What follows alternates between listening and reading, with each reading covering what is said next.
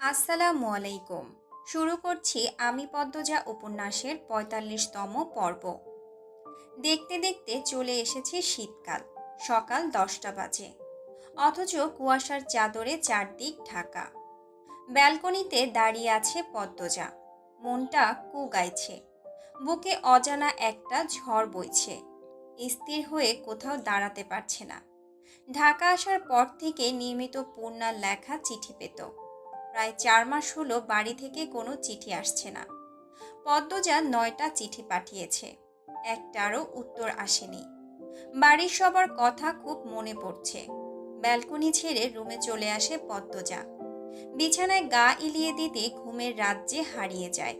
একটা সুন্দর স্বপ্ন দেখে। হাওলাদার বাড়িতে টেলিফোন এনেছে।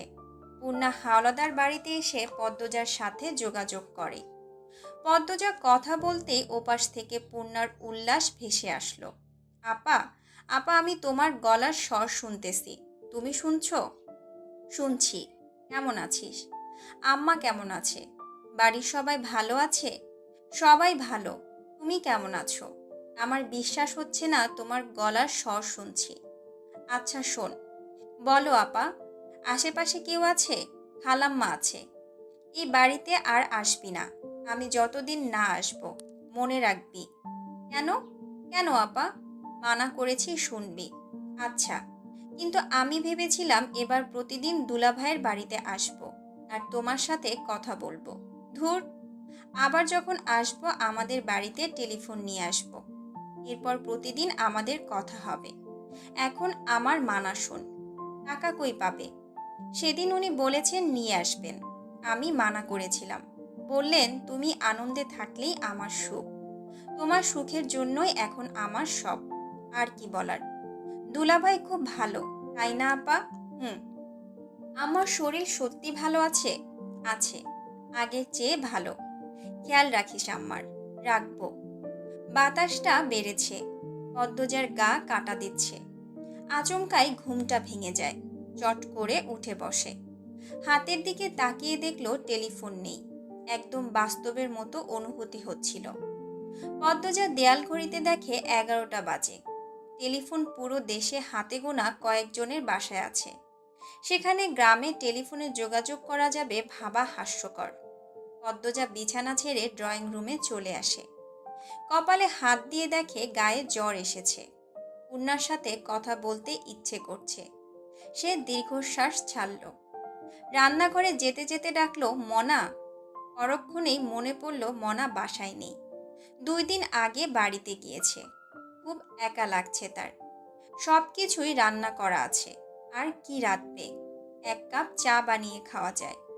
পদ্মজা 1 কাপ চা নিয়ে ড্রয়িং রুমের জানালার পাশ ঘেঁষে বসল। গ্রামের সোনালি দিনগুলোর কথা মনে পড়ছে। মোর্শেদ প্রথম যেদিন সোয়েটার কিনে দিয়েছিলেন সেই দিনটার কথা মনে পড়ছে। সকাল সকাল উঠে খেজুরের রস দিয়ে পিঠা খাওয়া। কত লোভনীয় সেই দিনগুলো। কলিং বেল বেজে উঠল। অসময়ে কলিং বেল শুনে পদ্মজা অবাক হলো। আমির তো এখন আসবে না। 2 ঘন্টা আগেই বের হলো। তাহলে কে এসেছে? গায়ে শাল টেনে নিল সে। এরপর দরজা খুলল। দরজার সামনে আমির দাঁড়িয়ে আছে। পদ্মজা অবাক হয়ে জানতে চাইল, এত দ্রুত? তৈরি হও, বাড়িতে যাব। পদ্মজা চোখের পলক ফেলে আবার তাকালো। বলল, বাড়িতে মানে? অলন্দপুর? আমির দরজা লাগিয়ে দিয়ে বলল, হুঁ। দ্রুত যাও, শাড়ি পাল্টাও।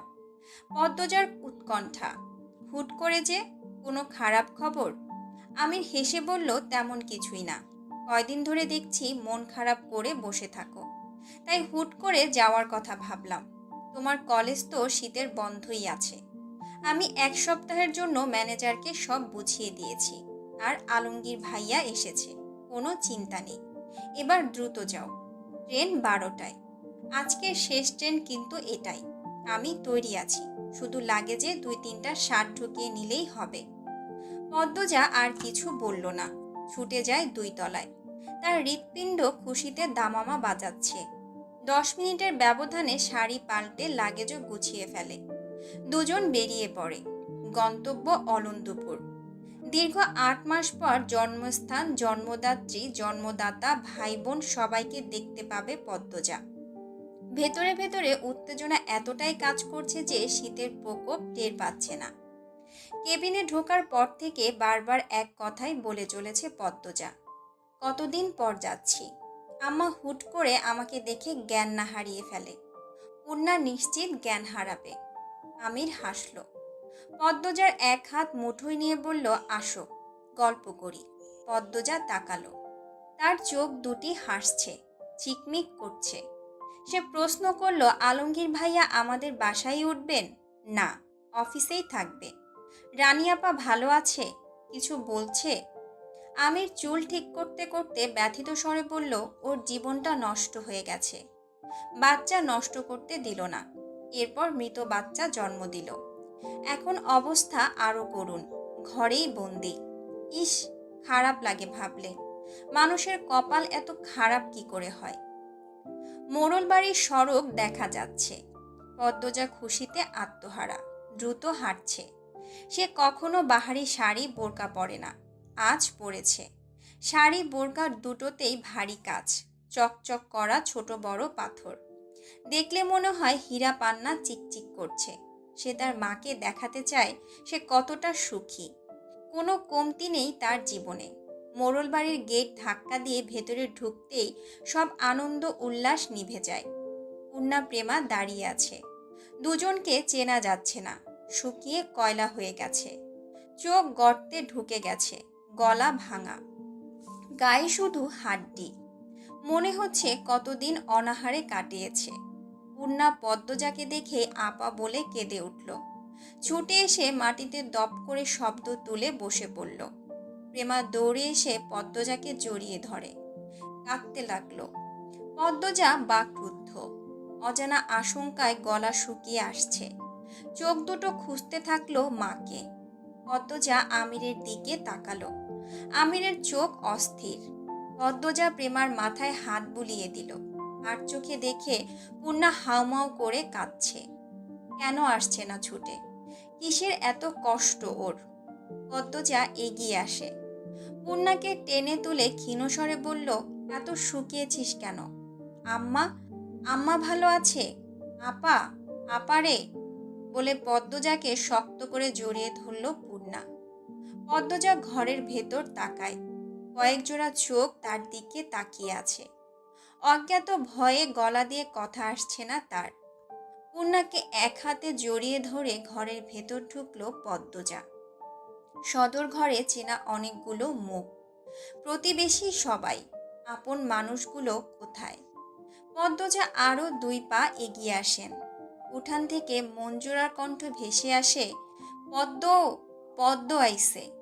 সদর ঘরের মধ্যখানে পাটিতে শুয়ে আছেন হেমলতা, গায়ের ওপর কাঁথা, মেরুদণ্ড সোজা করে শুয়ে আছে। গোলাপ জলের ঘ্রাণ চারপাশে। পদ্মজার বুকের হাড়গুলো যেন গুঁড়ো গুঁড়ো হতে শুরু করলো। বুকে এত ব্যথা হচ্ছে, সে হেমলতার পাশে বসলো। নিস্তরঙ্গ গলায় ডাকলো, আম্মা, ও আম্মা। হেমলতা পিটপিট করে তাকান। চোখ দুটি ঘোলা, গাল ভেঙে গেছে।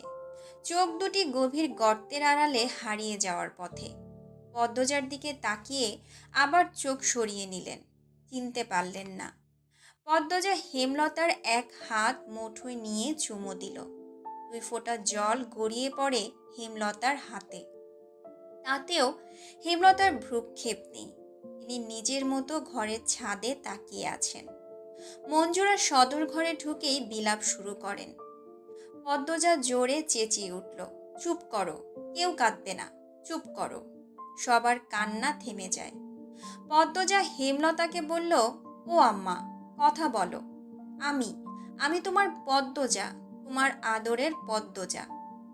আম্মা 4 মাস ধরে কাউকে চেনে না আপা। পূর্ণা ডুকরে কেঁদে উঠল। পদ্মজার চোখে পড়ে সদর ঘরের কোণে। মোর্শেদ কপালে হাত দিয়ে বসে আছেন। মানুষটাকে চেনা যাচ্ছে না একদমই। পিঠের হাড়টি ভেসে আছে। পদ্মজা বাকহীন হয়ে পড়েছে। কিছু বলবে নাকি কাঁদবে।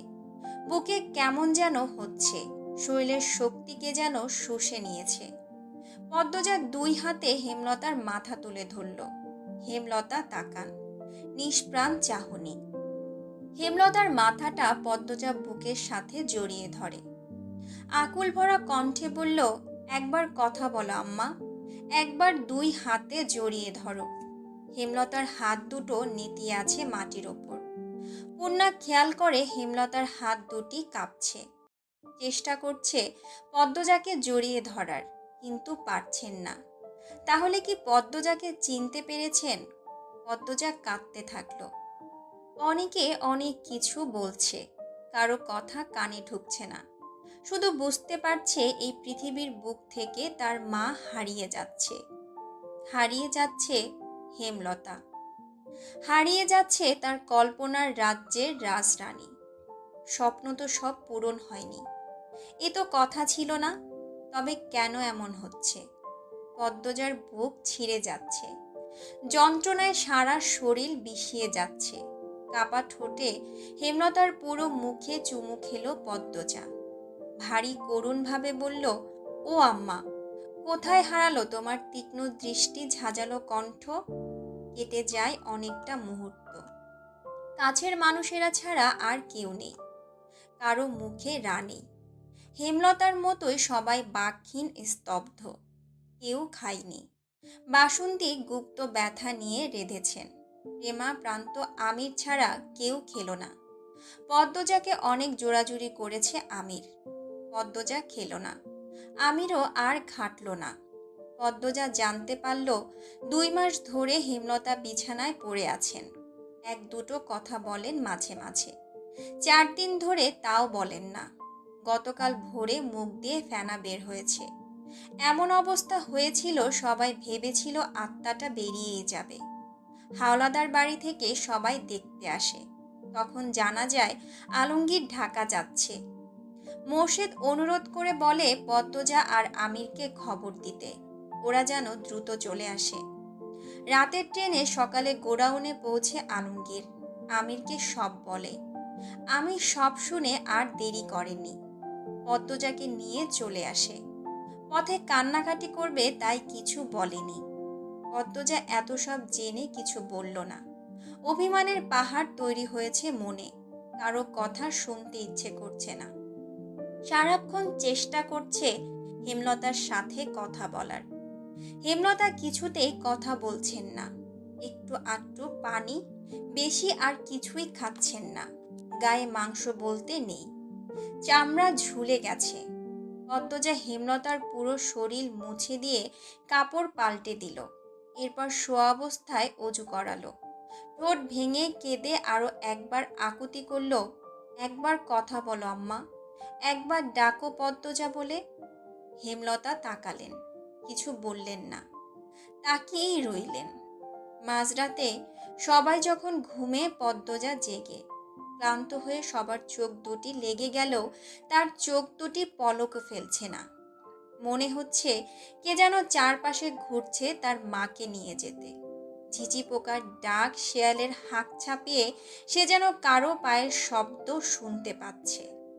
অবচেতন মন আজরালের উপস্থিতি অনুভব করছে। পদ্মজার বুকে ভয় জেগে বসে আছে। চোখ ফেটে জল বেরিয়ে আসে। এদিক ওদিক তাকিয়ে কেঁদে অনুরোধ করছি, আমার মাকে কষ্ট দিবেন না। মুখে হাত চেপে কান্না আটকানোর প্রচেষ্টায় বারবার ব্যর্থ হতে থাকলো পদ্মজা। কাঁদতে কাঁদতে কণ্ঠ নিভে এসেছে। ঠান্ডায় শরীর জমে গেছে, চোখটা লেগেছে মাত্র। তখনই দপদপ একটা শব্দ ভেসে আসে। পদ্মজা চমকে তাকালো। হেমলতা হাত দিয়ে মাটি থাপড়াচ্ছেন, শরীর কাঁপছে। পদ্মজার নিঃশ্বাস থেমে যায়। হেমলতার এক হাত শক্ত করে ধরে কেঁদে উঠে বলল, আম্মা, আম্মা যেও না আমাকে ছেড়ে। ও আম্মা, আম্মা আমার কষ্ট হচ্ছে, আম্মা তোমার খুব কষ্ট হচ্ছে? আম্মা পায়ে পড়ি, আমাকে ছেড়ে যেও না আম্মা, আম্মা। পদ্মজা দ্রুত হেমলতাকে জড়িয়ে ধরে, হাউমাউ করে কাঁদতে থাকে। সবার ঘুম ছুটে যায়। একসাথে করুণ কান্নার স্বরে ভেসে ওঠে মোড়ল বাড়ি। পদ্মজা কাউকে অনুরোধ করে বলে, নিয়েন না আমার আম্মাকে, কষ্ট দিচ্ছেন কেন এত?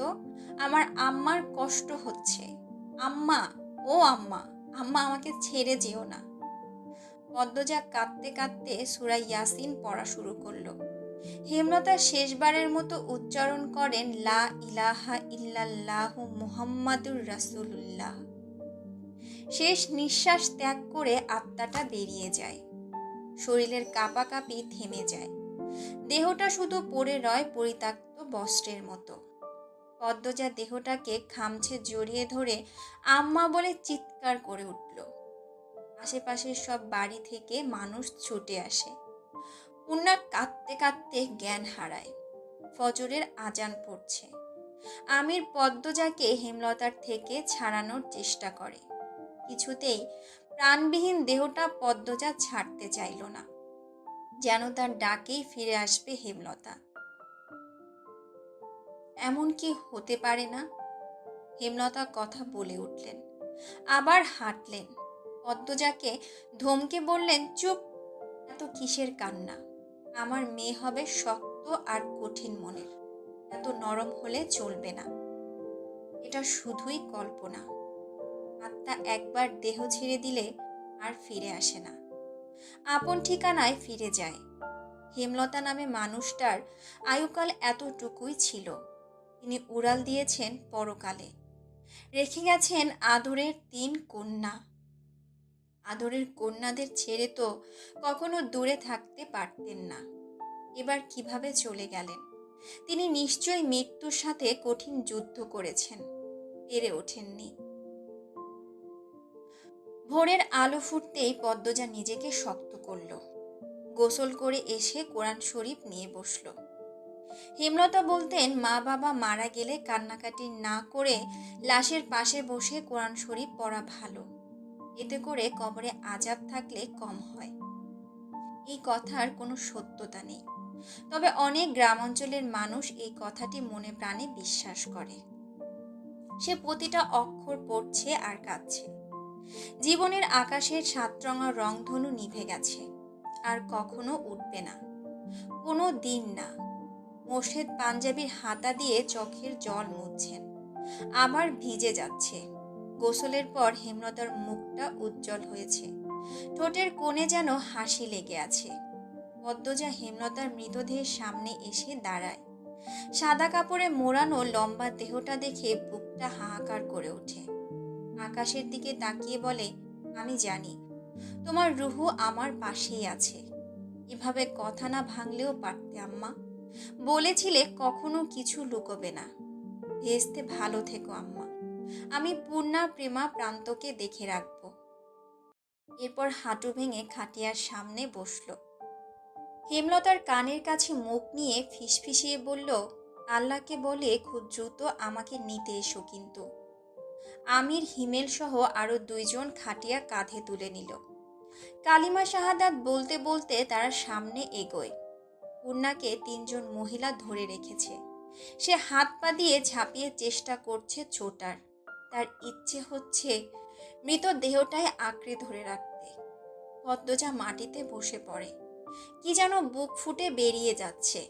আম্মা আম্মা বলে 2 হাতে মাটি খামচে ধরে। মাটিতে মাথা ঠেকিয়ে বিড়বিড় করে, আমার আম্মাকে কষ্ট দিও না মাটি, একটুও কষ্ট দিও না। আমার আম্মাকে যত্নে রেখো। হীরের টুকরো তোমার বুকে ঘুমাতে যাচ্ছে, কষ্ট দিও না, কষ্ট দিও না। হাড় কাঁপানো শীতে কাঁপছে পদ্মজা। সন্ধে থেকে খুব ঠান্ডা পড়েছে। এক কাপড়ে মাটিতে মা একা আছে ভেবে পদ্মজার অশান্তি হচ্ছিল।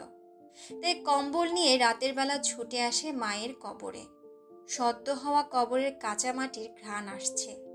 পদ্মজা কম্বল দিয়ে মায়ের কবর ঢেকে দিল। এরপর 2 হাতে জড়িয়ে ধরে কাঁদতে কাঁদতে বলল, আম্মা মনে আছে তোমার, যখন আমি ছোট অনেক, আব্বা আমার গায়ের কম্বল নিয়ে গিয়েছিল, তখন তুমি তোমার শাড়ির আঁচল দিয়ে সারা রাত আমাকে জড়িয়ে ধরে রেখেছিলে। মনে আছে? আমাকে কেন সেই সুযোগ দিলে না? কেন বললে না তুমি মরণ রোগে আক্রান্ত? আমার জীবনে অভিশপ্ত আক্ষেপ কেন দিয়ে গেলে আম্মা? কেন পেলাম না আমার মাকে সন্তানের মতো আদর করার সুযোগ? কোন দোষে আমার সঙ্গ তুমি নিলে না? মৃত্যুর আগে নিজের মেয়ের সাথে এত বড় অনাচার করে গেলে আম্মা, বিশ্বাসঘাতকতা করলে। আমি তো তোমাকে অন্ধের মতো বিশ্বাস করতাম, কখনো কোনো বিষয়ে জোর করিনি, জোর করে জানতে চাইনি। আমি বিশ্বাস করতাম তুমি সব বলবে আমায়। তুমি নিজে আমাকে বারবার বলেছ তোমার জীবনের এক বিন্দু অংশ থাকবে না যা আমাকে বলবে না। তবে কেন সেই কথা রাখতে পারলে না? আমার কষ্ট হচ্ছে আম্মা, তুমি অনুভব করছো? আমি তোমার বুকে শুয়ে অভিযোগ তুলছি। তুমি আমার সাথে বিশ্বাসঘাতকতা করেছো, আমার কাছ থেকে কেড়ে নিয়েছো 10 মাস। তুমি পারতে আমাকে বলতে, তুমি পারতে আমাকে বিয়ে না দিয়ে নিজের কাছে রাখতে, তুমি পারতে আমাকে আরো 10 মাস আমার মায়ের সঙ্গ দিতে। আমি এত আক্ষেপ নিয়ে কি করে বাঁচবো আম্মা? কয়েকটা শেয়াল দূরে দাঁড়িয়ে আছে। মাঝরাতে কবরে ঝাঁপিয়ে পড়ে কেউ কাঁদতে পারে এমন হয়তো কখনো দেখেনি তারা। পদ্মজা হেমলতার কবরে হাত বুলিয়ে দিচ্ছে আর অশ্রু বিসর্জন করছে। আত্মহত্যা পাপ না হলে হয়তো এই পথই বেছে নিত সে। মোর্শেদ আমির টর্চ নিয়ে পদ্মজাকে খুঁজতে খুঁজতে কবরে আসে। হেমলতার কবর দেখে মোর্শেদ দুর্বল হয়ে পড়েন। পদ্মজার সাথে সাথে তিনিও কাঁদতে থাকেন। আমিরের শব্দভাণ্ডারে সান্ত্বনা মজুদ নেই। সে সাহস করতে পারল না কথা বলার। কান্না থামিয়ে পদ্মজা মুখস্থ সূরা ইয়াসিন পড়তে থাকল। সে চায় না তার মায়ের বিন্দু মাত্র কষ্ট হোক কবরে। সন্তানের আমল নাকি পারে মৃত মা বাবার শাস্তি কমাতে। যদি কোনো পাপের শাস্তি হেমলতার আমল নামায় থেকে থাকে তা যেন মুছে যায় পদ্মজার কণ্ঠের মধুর স্বরে। ধীরে ধীরে পদ্মজার কণ্ঠ কমে আসে, ঠান্ডায় জমে যায়, চোখের মণির রং পাল্টে যায়। আমি দ্রুত পদ্মজাকে কোলে তুলে নিল। এরপর মোর্শেদকে বুঝিয়ে শুনিয়ে বাড়িতে নিয়ে আসে। হেমলতা পড়ে রইলেন একা একা। শিয়ালগুলো একসাথে চেঁচিয়ে উঠল, মৃত্যুর মতো সত্য আর নেই। জন্মালে মৃত্যুর স্বাদ উপভোগ করতেই হবে। হেমলতার ঘরে পদ্মজা আর পূর্ণা বসে আছে, দরজা বন্ধ করে। পুরো বিছানা জুড়ে হেমলতার পরনের কাপড় চোপড়, সবই স্মৃতি। পূর্ণা দুটো শাড়ি বুকের সাথে জড়িয়ে ধরে থেমে থেমে কাঁদছে। পদ্মজা মাটিতে বসে আছে, উস্কো খুস্কো চুল। পূর্ণা আর কাঁদতে পারছে না, বুক ফেটে যাচ্ছে, তবুও শব্দ বেরোচ্ছে না। পদ্মজা হেমলতার চুড়ি দুটি হাতে নিয়ে বলল, আম্মা বলে এখন কাকে ডাকবো? পূর্ণা, আমাদের আম্মা কই গেল? পূর্ণা বিছানা থেকে নেমে আসে, পদ্মজাকে জড়িয়ে ধরে ভাঙা স্বরে বলল, আল্লাহ কেন এমন করলো আপা? আমাদের প্রতি একটু দয়া হলো না? এই ঘরটায় আর আসবে না আম্মা। আপা, আম্মা আসে না কেন? আপা, আমার শ্বাস নিতে কষ্ট হয়, আমাকে মেরে ফেলো। কাঁদিস না বোন, আমাদের সবার আবার দেখা হবে পরকালে। এরপর আর মৃত্যু নেই, অনন্তকাল একসাথে থাকবো, ঠিক দেখা হবে। পালঙ্কের উপর একটা পুরনো খাতা। পদ্মজা হাত বাড়িয়ে নিল। পূর্ণা এই খাতার প্রতিটা অক্ষর আগেই পড়েছে, তাই আর ঘাটল না। সে ক্লান্ত দেহ নিয়ে মাটিতে শুয়ে পড়ে। পদ্মজা খাতার পৃষ্ঠা উল্টায়। আমার আদরের পদ্মজা, আজ 15 দিন তোর বিয়ের। প্রতিটা রাত আমার নির্ঘুমে কাটে। পুরো বাড়ি জুড়ে তোর স্মৃতি। স্মৃতিগুলো আমার বিষে জর্জরিত করে দেয়। মেয়ে জন্মালে বিয়ে করে শ্বশুরবাড়ি যেতেই হয়, তবুও মানতে কষ্ট হচ্ছে আমার মেয়ে সারা জীবনের জন্য অন্যের ঘরে চলে গিয়েছে। বলেছিলাম আমার জীবনের বিন্দু মাত্র অংশ তোর অজানায় রাখবো না, তাই সেই কথা আমি লিখতে বসেছি।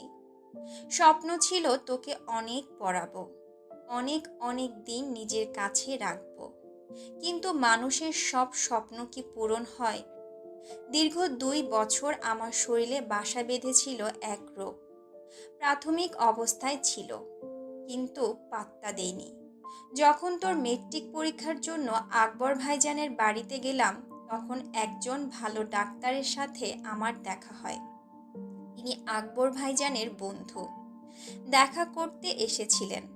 তখন তুই পরীক্ষার কেন্দ্রে ছিলি। ওনার নাম আসাদুল জামান, বিলেত ফেরত ডাক্তার। কথায় কথায় আমার সমস্যাগুলোর কথা বলি। তিনি খালি চোখে আমাকে দেখেন, কিছু প্রশ্ন করেন।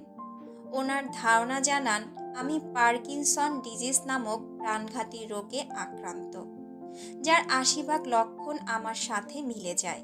তিনি দ্রুত আমাকে পরীক্ষা করতে বলেন। এই রোগের চিকিৎসা তো দূরে থাক, দেশে এই রোগ পরীক্ষার কেন্দ্র হাতে গোনা ১-২টা আছে। সেদিনটা আমার জীবনের বড় ধাক্কা ছিল। আমি দিক দিশা হারিয়ে ফেলি। আমি মারা গেলে আমার ৩ মেয়ের কি হবে, কি করে বাঁচবে? ভয়ানক এই রোগ নিয়ে তোর সামনে হাসতে আমার ভীষণ কষ্ট হতো, তবুও হাসতে হতো। মুহিব খুব ভালো ছেলে, তাই তাদের প্রস্তাব ফিরিয়ে দেইনি। আমি মারা যাওয়ার আগে তোর ভবিষ্যৎ নিশ্চিত করতে চেয়েছিলাম। বিয়ে ঠিক করে ফিরে আসি গ্রামে। প্রতিটা দিন, প্রতিটা মুহূর্ত অসহনীয় যন্ত্রণায় কাটতে থাকে।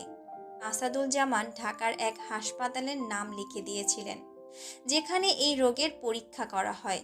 ১০০ ভাগ নিশ্চিত হওয়ার জন্য পরীক্ষা করানোটা জরুরি। তার জন্য কেউ একজনকে দরকার পাশে। তোর আব্বাকে সব বলি। সব শুনে তোর আব্বা হাউমাউ করে বাচ্চাদের মতো কেঁদেছে। আল্লাহর উপর ভরসা রেখে চলে যাই ঢাকা। আমি তখন হুঁশে ছিলাম না। মৃত্যু আমার পিছনে ধাওয়া করেছিল। তাই মাথায় আসেনি আমি না থাকলে আমার মেয়েদের কোনো ক্ষতি হতে পারে। ঢাকা যাওয়ার পথে আল্লাহর কাছে আকুতি করি যেন পরীক্ষায় কিছু ধরা না পড়ে, বিয়েটা ভেঙে দিতে পারি, আর আমার মেয়েদেরকে নিয়ে আরও কয়টা বছর বাঁচতে পারি। কিন্তু আল্লাহ শুনলেন না। তিনি দয়া করলেন না মা। জানতে পারি আমার হাতে সময় কম, এই রোগের নিরাময় নেই। যে কোনো বছর, যে কোনো মুহূর্তে মারা যেতে পারি। এই কথা শোনা আমার পক্ষে সহজ ছিল না। ভেঙে গুঁড়িয়ে গিয়েছিলাম, কিন্তু তোদের কথা মনে পড়তেই আবার নিজেকে শক্ত করে নিয়েছি। যতদিন বাঁচব শক্ত হয়ে বাঁচব। তোর জীবন গুছিয়ে দিয়ে যাব। আমি পেরেছি। তোর বিয়ে হয়েছে ভালো ছেলের সাথে, সুখে আছিস, এই তো শান্তি। আমার ভাবতে কষ্ট হয় একদিন তোকে, তোদের সবাইকে আমি ভুলে যাব। এখন তো কথা ভুলে যাই, তখন নিজের নাগরি ছেঁড়া সন্তানদের মুখও অচেনা হয়ে যাবে। কি নির্মম, তাই না মা? তুই ঢাকা চলে গিয়েছিস অনেক দিন হলো। আমার মনে হচ্ছে আমাদের আর দেখা হবে না। আমার শরীরের অবস্থা ভালো না। আজ নাকি প্রান্তকে চিনতে পারিনি আমি। বেশ অনেকক্ষণ ওর চেহারাটা আমার অচেনা লেগেছে। কি অদ্ভুত, ভুলে যেয়ে আবার মনে পড়ে। হাত পা, মাথা, মুখের থুতুনি, চোয়াল মাঝে মাঝে খুব কাঁপে। ধীরে ধীরে শরীরের ভারসাম্য একদম নষ্ট হয়ে যাচ্ছে। লাহারি ঘরে গিয়েছিলাম, হুট করে চৌকির উপর থেকে পড়ে গিয়েছি। পূর্ণার সে কি কান্না!